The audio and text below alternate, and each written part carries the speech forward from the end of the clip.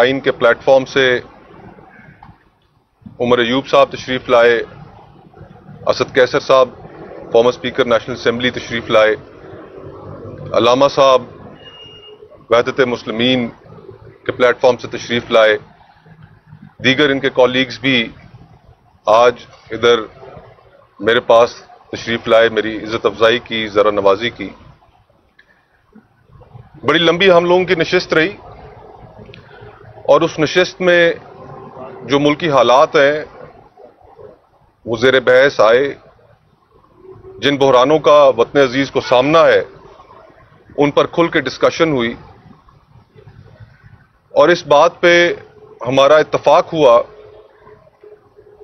कि जो बहरान इस मुल्क को जिनका सामना है, चाहे वो दहशतगर्दी के हों, मुल्की सालमियत के मुतल्लिक उनका ताल्लुक हो, मईशत हो, सियासत हो, जमहूरियत हो, आइन की पासबानी की बात हो, तो उस पर हमें मिलकर इकट्ठा चलना चाहिए। इस वक्त पाकिस्तान को जरूरत ही इस चीज की है कि जिस हद तक शदीद बहरान हो चुका है, जिसकी सारी की सारी कीमत इस मुल्क के अवाम अदा कर रहे हैं। पिछले हफ्ते एक रिपोर्ट आई वर्ल्ड बैंक की कि सिर्फ पिछले साल में 1.5 करोड़ पाकिस्तानी सतह गुर्बत से नीचे चला गया। और इस सियासी बहरान की इस मुल्क और इस मुल्क के अवाम क्या क्या कीमत नहीं अदा कर रहे। और हमें अफसोस है कि जिन हालात का मुल्क को सामना है, एक तरफ हिंदुत्वा मुल्क को ताक रही है, वहां से खतरा है, दूसरी तरफ हमारी पॉलिसीज मुकम्मल तौर पर फेल हो चुकी हैं, अफगानिस्तान के साथ ताल्लुकात ठीक नहीं। समझदार लोग ये भी कह रहे हैं कि शुनीद आ रही है कि अमेरिका और चाइना की प्रॉक्सी जंग बलूचिस्तान में लड़ी जाएगी। इन हालात में मुल्क को रिकंसिलिएशन की जरूरत है, मुल्क को मजीद सियासी बहरान से बचाने की जरूरत है। लेकिन अफसोस के साथ कहना पड़ता है कि इन हालात में भी, इन मुश्किल हालात में भी मौजूदा हुकूमत ने न सिर्फ इस बहरान को बढ़ाने में अपना किरदार अदा किया, अपना कंधा फराहम किया, और आज पॉलिटिकल पोलराइजेशन इस मुल्क में इतनी बढ़ चुकी है कि वो सड़कों और गलियों तक फैल चुकी है। जो हमने इन पिछले साल 1.5 साल में, 2 सालों में पॉलिटिकल विक्टिमाइजेशन देखी, उसकी भी दौरे हाजिर में मिसाल नहीं मिलती। आज गुफ्तगू के दौरान मैंने जो ये मुअज़्ज़िज़ीन और अमायदीन और सीनियर्स तशरीफ लाए, इनके सामने यही नुक्ता रखा और हमने इस चीज पर इत्तफाक किया कि एजेंडा अब इस मुल्क की बेहतरी का एजेंडा होना चाहिए, रेस्टोरेशन ऑफ डेमोक्रेसी का एजेंडा होना चाहिए, रेस्टोरेशन ऑफ कॉन्स्टिट्यूशन का एजेंडा होना चाहिए। अब सियासी जमातों को अपने खौल से बाहर निकलना होगा और इस बड़े एजेंडे पर इकट्ठा होकर जब सियासी जमातें बाहर निकलेंगी तो इस ब्रॉडर कंसेंसस में पूरा मुल्क, सिविल सोसाइटी सब शामिल हो जाएंगे। और इंशाअल्लाह अगले चंद दिनों में जो मुशावरती इजलास है एजेंडा तय करने के हवाले से,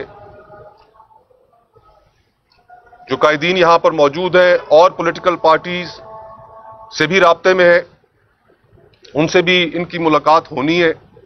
और फिर उसके बाद एक ब्रॉडर डेमोक्रेटिक एजेंडा बनाकर इंशाअल्लाह ताला एक जुस्तजू का आगाज करेंगे, ताकि इस मुल्क के जो बहरानों का जो इसको सामना है और जो ये एक गैर नुमाइंदा हुकूमत पाकिस्तान पर मुसल्लत की गई है, उसके खिलाफ उसको रुखसत करने के लिए और ये बात भी तय करने के लिए कि आखिरकार इस मुल्क पे हुक्मरान चुनने का जो हक है वो किसके पास है। वो इस मुल्क की अवाम के पास है फ्री एंड फेयर इलेक्शंस के जरिए, या बंद कमरों के अंदर बैठकर फैसला करके अवाम के ऊपर थोप दिया जाएगा। तो वक्त आ चुका है कि तमाम जमहूरियत पसंद कुव्वतें, आइन की बालादस्ती में बिलीव करने वाली कुव्वतें, इंसानी हकूक में बिलीव करने वाली कुव्वतें, वो एक प्लेटफॉर्म पर इकट्ठे हों और इंशाअल्लाह ताला इस प्लेटफॉर्म पर तहरीक तहफ़्फ़ुज़ आइन जो राब्ता शुरू किया है अमायदीन ने, सीनियर्स ने, तो इंशाअल्लाह ताला ایک اچھی کاوش ہے اور ضرور آپ کے ساتھ اس میں چلیں گے. بہت بہت شکریہ. Thank you. بسم اللہ الرحمن الرحیم. بہت شکریہ مصطفیٰ صاحب آپ کا، آپ کی مہمان نوازی کا. یہاں پہ سارے ساتھیوں کو، میں پریس الیکٹرانک میڈیا کے ساتھیوں کو یاد دلانا چاہتا ہوں کہ مصطفیٰ صاحب کے والد صاحب مرحوم اور میرے والد مرحوم، ان کا بڑا درینہ ساتھ رہا تھا، اور اللہ تعالیٰ دونوں کا دوسرا جہان گلے گلزار کرے.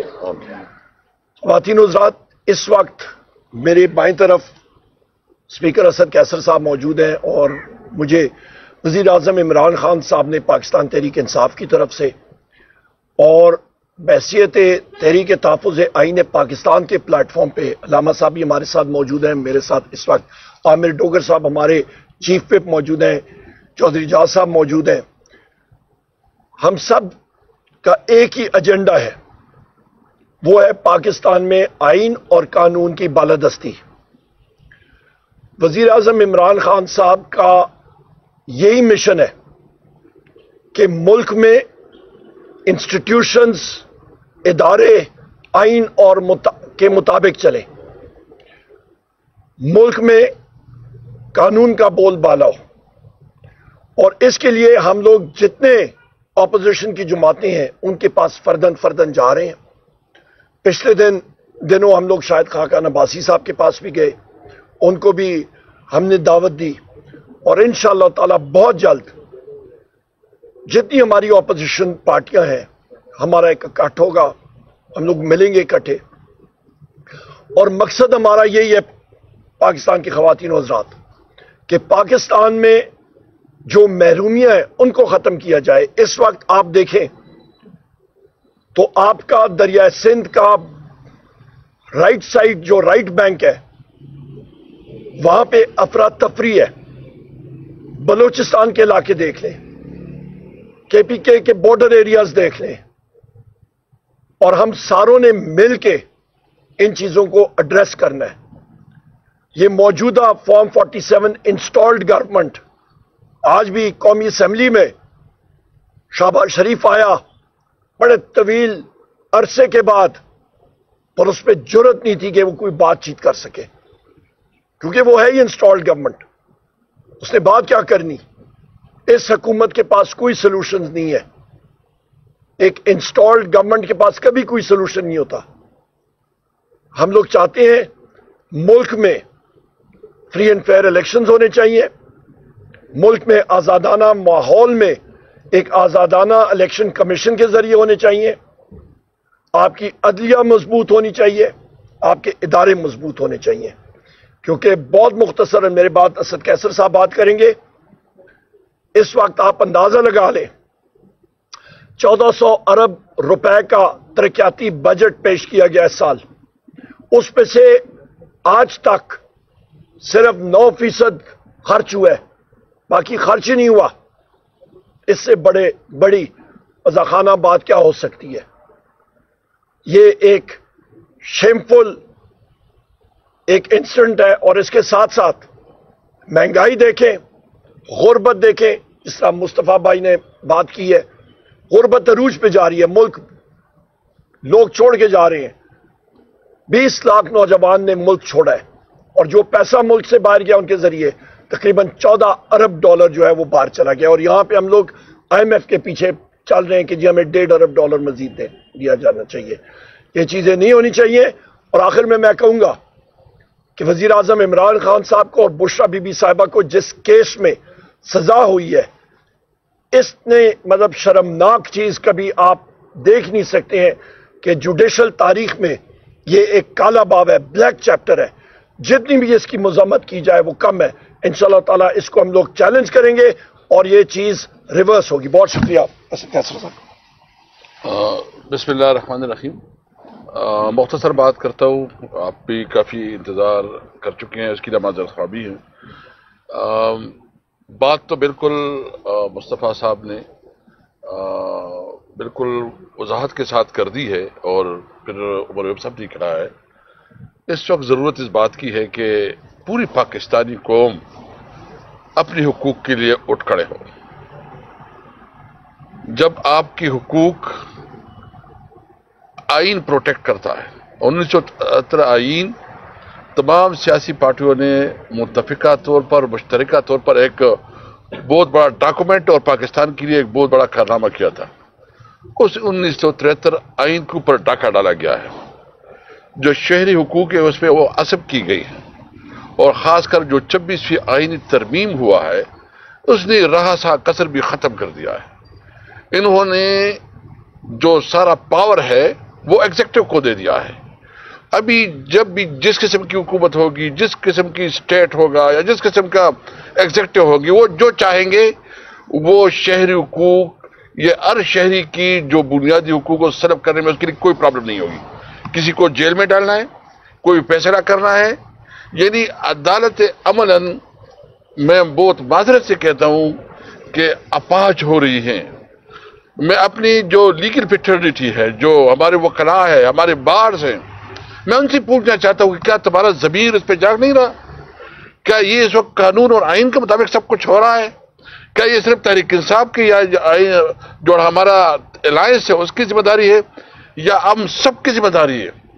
मैं इस मौके पे मुस्तफ़ा नवाज कोकर साहब का शुक्रिया अदा करता हूं कि उन्होंने जिस तरह हमारे साथ ऐलान किया है कि इस एजेंडा के लिए कि मुल्क में आइन की बहाली हो, कानून की हुक्मरानी हो, आज़ाद जुडिशरी हो, हम साथ देंगे।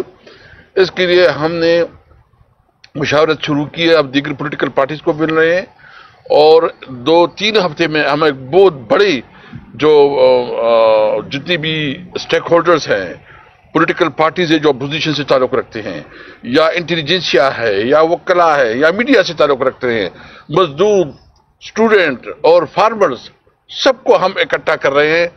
2-3 दिन के सेमिनार होगा। हम आवाम से जो ओपिनियन लेंगे, मशावरत करेंगे, और उसके मुताबिक जो है ना एक अमल तय करेंगे। ये मुल्क चलेगा तो आइन और कानून के मुताबिक चलेगा।